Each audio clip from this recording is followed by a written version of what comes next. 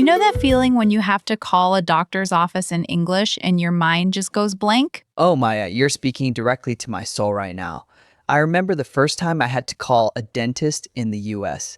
I sat there staring at my phone for literally 10 minutes. 10 minutes! I'm not exaggerating. I was rehearsing in my head, hello, I want appointment. And then I realized that sounds terrible. It does sound a bit rough, doesn't it? But you know what? That exact phrase, I want appointment, that's what most textbooks teach. And the problem is it's missing a few key pieces. Like basically everything. Okay, maybe not everything, but today we are going to fix this completely. By the end of this episode, you will be able to call any doctor's office in English and sound natural, polite, and confident. And you'll only need 3 phrases to do it. 3 phrases? That's it? That's it.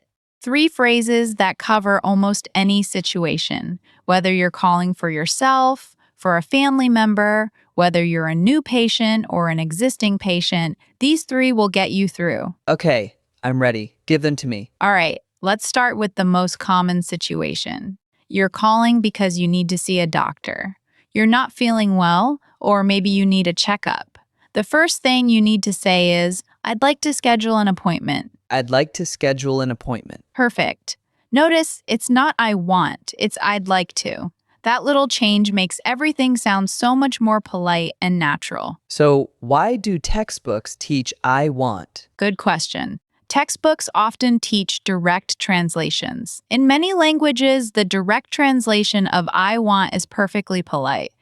But in English, especially American English, I want can sound a bit demanding, like you're telling someone what to do. I'd like to sounds like you're making a request. It's softer. Okay, that makes sense. So, I'd like to schedule an appointment. What comes next? Well, then you need to give some information. Usually they'll ask you what is the reason for your visit, or sometimes what seems to be the problem. Right, and this is where I always freeze.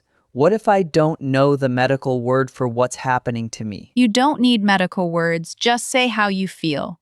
I've been having headaches, I have a sore throat, I need a checkup. That's enough. So I could say, I'd like to schedule an appointment. I've been having headaches. Perfect. That's clear and natural. Now let's move to the second phrase.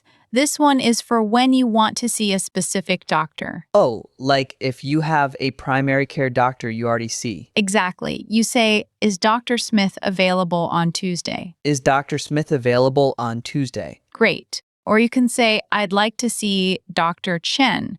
Are there any openings this week? I'd like to see Dr. Chen. Are there any openings this week? Beautiful. Openings just means available time slots. Very natural word to use. Okay, so phrase 1, I'd like to schedule an appointment. Phrase 2, is Dr. X available? What's the third one? The third one is for when you are a new patient, and this is a very common situation. Moving to a new city, switching doctors, or visiting for the first time. You need to say, I'm a new patient. I'm a new patient. And then you'll probably be asked about insurance. So phrase 3 is really a combo. I'm a new patient. This will be my first visit. I have insurance through. I'm a new patient. This will be my first visit. I have insurance through Blue Cross. Exactly.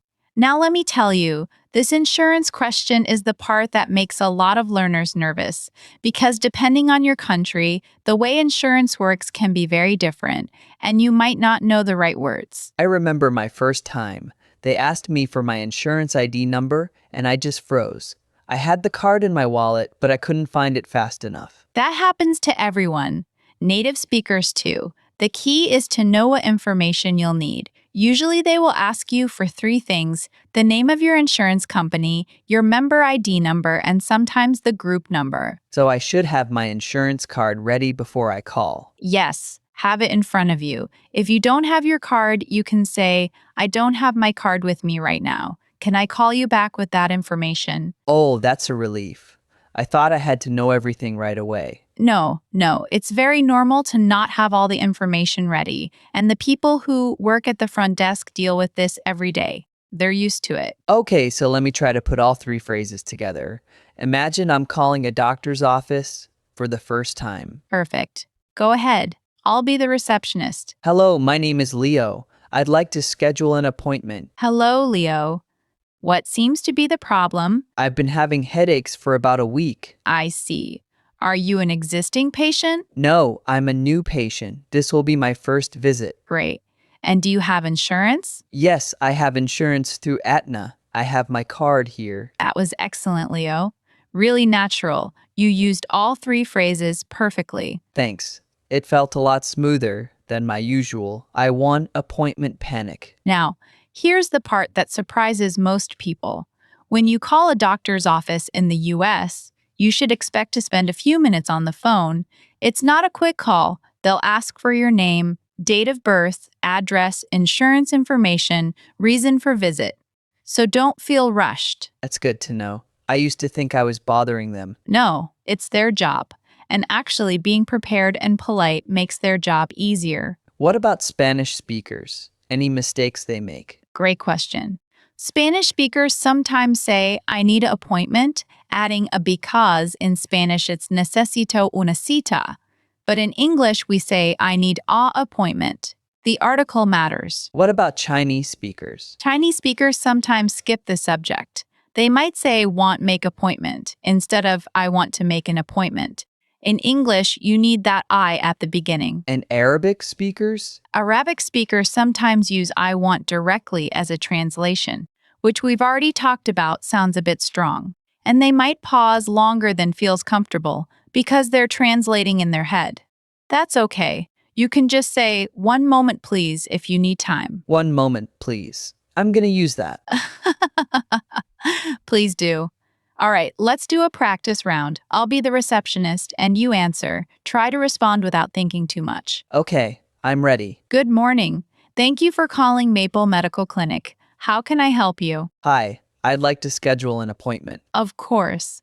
Are you an existing patient? Yes, I am. My name is Leo Martinez. Thank you, Leo. And what is the reason for your visit? I need a checkup. Would you like to see Dr. Patel? Yes, is she available next Wednesday? Let me check. Yes, we have an opening at 2:30 p.m. That works for me. Thank you. Excellent. You just booked an appointment like a native speaker. How does that feel? Honestly, that felt so easy. Like I didn't panic once. Because you had the phrases ready. You didn't have to translate from your language in your head. You just used the English phrases you already practiced. That's the key, isn't it? Not translating, but using the natural English phrases. Exactly. And that's what we do on Speak Like a Native every single day. If you want more episodes exactly like this one, real phrases for real situations, hit that subscribe button. New episodes drop daily. I'm already subscribed. Best decision I made for my English. Okay, let's recap today's 3 phrases one more time. Repeat after me, Leo. Ready. I'd like to schedule an appointment. I'd like to schedule an appointment. Is Dr. Chen available next week? Is Dr. Chen available next week? I'm a new patient. This will be my first visit. I'm a new patient. This will be my first visit. Perfect. Now here's today's rule. When calling a doctor, swap your I want for I'd like to, and you instantly sound more polite and natural. That one change alone makes a huge difference. I'd like to schedule an appointment. I'd like to. I'm never going back to I want. That's the spirit. Thanks for listening to Speak Like a Native. Remember, real English for real life. We'll see you in the next episode. Bye, everyone.